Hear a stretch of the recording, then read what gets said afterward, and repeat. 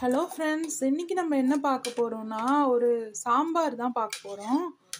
நான் வந்து இந்த கப்பால ரைஸ் குக்கர் கப்பால ஒரு கப்பு பருப்பும், அதை க்ளீன் பண்ணி அது கூட வந்து நான் வந்து முள்ளங்கி போட்டிருக்கேன்.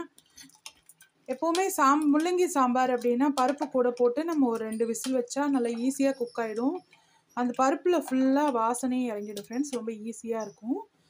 முள்ளங்கி சாம்பாருக்கு வந்து நம்ம வந்து முள்ளங்கி, வெங்காயம், முருங்கைக்காய் இதெல்லாமே எடுத்துக்கலாம். ஃபஸ்ட்டு நம்ம வந்து புளி நினச்சிக்கலாம். புளி பார்த்திங்கன்னா கொஞ்சமாக புளி,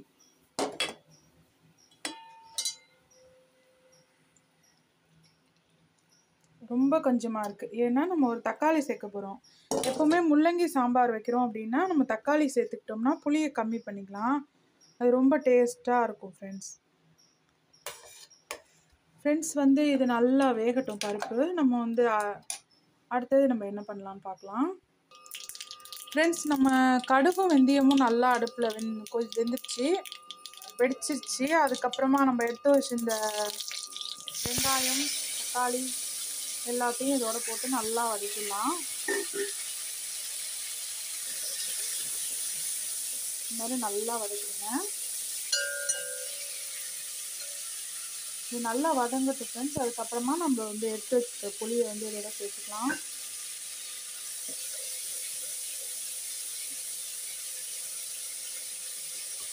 ஃப்ரெண்ட்ஸ், முள்ளங்கியில் நீங்கள் சாம்பார் செஞ்சிங்கன்னா உங்களுக்கு வந்து நைட்டு வரைக்கும் நமக்கு நல்ல யூஸ் ஆகிடும்.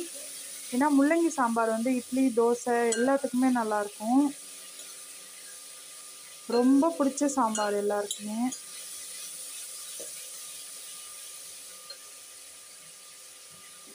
நல்லா வதக்கிடுங்க. ஒரு 2 நிமிஷம் அப்படியே மூடி வச்சிங்கன்னா சீக்கிரமாக வதங்கிடும். ஃப்ரெண்ட்ஸ் பாருங்கள், நல்லா வதங்கிடுச்சு. இப்போ நம்ம வந்து சாம்பார் மிளகா பொடி சேர்த்துக்கலாம்.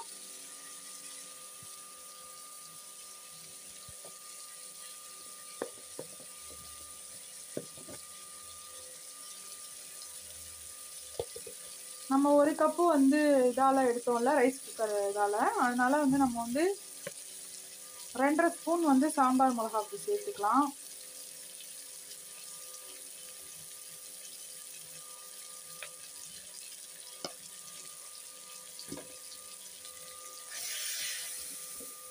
ஒரே ஒரு வதக்கிட்டு நம்ம எடுத்து வச்சுக்க புளி தண்ணி சேர்த்து கொஞ்சம் எக்ஸ்ட்ரா நம்ம வந்து சாதாரண தண்ணியும் சேர்த்து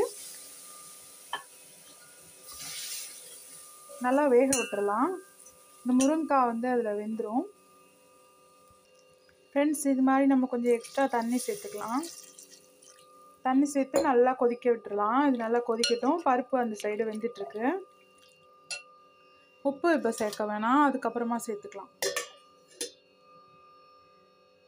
கொஞ்சமாக கரண்டியை வச்சு இந்த மாதிரி மூடி வச்சுக்கலாம். அப்போ தான் வாசனை ரொம்ப வெளியில் போகாமல் இருக்கும். எப்போவுமே நம்ம சாம்பார், வத்தக்குழம்பு இது மாதிரி செஞ்சோம்னா மூடி வைக்கணும். ஆனால் கொஞ்சம் கேப் வச்சு மூடி வச்சோம்னா ஸ்மெல் வந்து வெளியில் ஃபுல்லாக எல்லாம் போகாமல் நமக்கு நல்லா குழம்பு நல்லா வாசனையாக இருக்கும் ஃப்ரெண்ட்ஸ். அதுமாரி சீக்கிரமாகவும் கொதிக்கும்.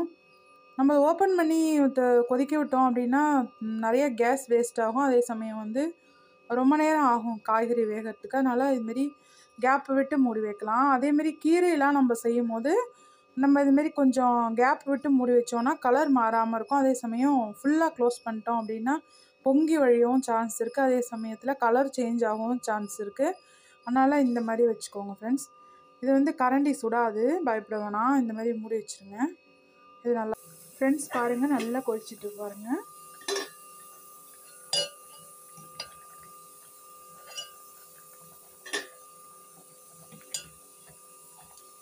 நம்ம போட்ட வெங்காயம், தக்காளி, சாம்பார் மிளகாப்பொடி எல்லாம் கொதிச்சு இதுமாரி பச்சை வாசனை எல்லாம் போயிட்டுருக்கு. நம்ம ஒரே ஒரு பரட்டு தான் பரட்டினோம், பரட்டிட்டு நம்ம அப்படியே போட்டோம். அதனால் பச்சை வாசனை முழுக்க போயிட்டுருக்கு.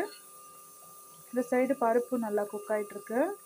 இது நல்லா கொதிக்கட்டும் ஃப்ரெண்ட்ஸ். நம்ம இந்த கொதிக்கிற ஸ்டேஜில் உப்பு சேர்த்துடலாம். உப்பு சேர்த்துட்டோன்னா இது பிடிச்சிடும் கரெக்டாக. அதில்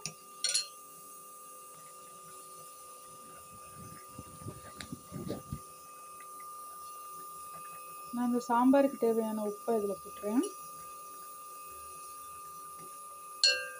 ரொம்ப ஈஸியாக பண்ணிடலாம் ஃப்ரெண்ட்ஸ். இது மறுபடியும் இதே மாதிரி நான் வந்து ஆஃப் க்ளோஸ் பண்ணி வைக்கிறேன். இது நல்லா கொதிக்கட்டும் ஃப்ரெண்ட்ஸ். பருப்பு சேர்க்கும் போது நம்ம பார்க்கலாம். ஃப்ரெண்ட்ஸ் பாருங்கள், நல்லா கொதிச்சிருச்சு. இப்போ நம்ம வந்து எடுத்து வச்சுருக்க நம்மள்ட்ட இருக்க கருவேப்பிலையை போட்டுடலாம். போட்டு நல்லா கலந்து விட்டுடலாம். இப்போ நம்ம பருப்போடு வேக வச்சுருந்தோம்ல அந்த முள்ளங்கி, அது நல்லா வெந்துருச்சு. இதை வந்து நம்ம பருப்பை வந்து இப்போ குழம்புல சேர்த்துடலாம்.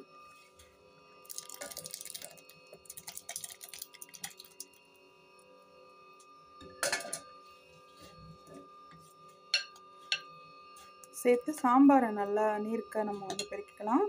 முள்ளங்கி சாம்பார் எப்போவுமே ரொம்ப கெட்டியாக இருக்கிறத விட கொஞ்சம் நீர்க்க இருந்தால் ரொம்ப டேஸ்ட்டாக இருக்கும்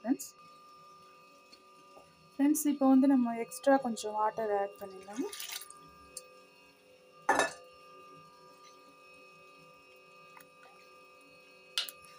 இந்த அளவு இருந்தால் சரியாக இருக்கும் ஃப்ரெண்ட்ஸ். சாம்பார் வந்து முள்ளங்கி சாம்பார் பார்த்திங்கன்னா பொங்கல் கூட, தோசை, இட்லி இது மாதிரி எல்லாத்துக்கூடவும் சூப்பராக இருக்கும். இந்த ஸ்டேஜில் உப்பு கொஞ்சம் செக் பண்ணிக்கிட்டு, உப்பு வேணால் கொஞ்சம் நீங்கள் ஆட் பண்ணிக்கலாம். இது நல்லா கொதித்தோன்னே ஆஃப் பண்ணிடலாம் ஃப்ரெண்ட்ஸ். கொத்தமல்லி இருந்ததுன்னா நிறைய கட் பண்ணி போடலாம். அவ்வளோதான் ஃப்ரெண்ட்ஸ். ஏற்கனவே நம்ம தாளித்து கொட்டிட்டோம், அதனால் தாளிக்கணும்னு அவசியம் இல்லை. இது நல்லா கொதிக்கட்டும் ஃப்ரெண்ட்ஸ். பார்த்தீங்களா, நம்மளோட முள்ளங்கி முருங்கைக்காய் வெங்காய சாம்பார் ரெடி ஆகிடுச்சு. அவ்வளோதான் ஃப்ரெண்ட்ஸ். இது நல்லா கொதிச்சிருச்சு. இதை ஆஃப் பண்ணிவிட்டு நீங்கள் வந்து எல்லாருக்குமே நீங்கள் வந்து பரிமாற வேண்டியதான். அவ்வளோதான். ஓகே ஃப்ரெண்ட்ஸ், இந்த சாம்பார் உங்களுக்கு ரொம்ப பிடிச்சிருந்தது அப்படின்னா நீங்கள் லைக் பண்ணுங்கள் ஃப்ரெண்ட்ஸ். நீங்களும் இதே மாதிரி ட்ரை பண்ணி பாருங்கள். நீங்கள் வந்து சாம்பாருக்கு வந்து ஒரு நம்ம பொடி பண்ணுவோம்ல, கொத்தமல்லி, அதுக்கப்புறமா வந்து கடலைப்பருப்பு, மிளகா, இதெல்லாம் அது இருந்ததுன்னா கூட நீங்கள் இது கூட கொஞ்சம் சேர்த்துக்கலாம். இந்த ஸ்டேஜில் ரொம்ப வாசனையாக நல்லாயிருக்கும் ஃப்ரெண்ட்ஸ். ஓகே ஃப்ரெண்ட்ஸ், பாய்.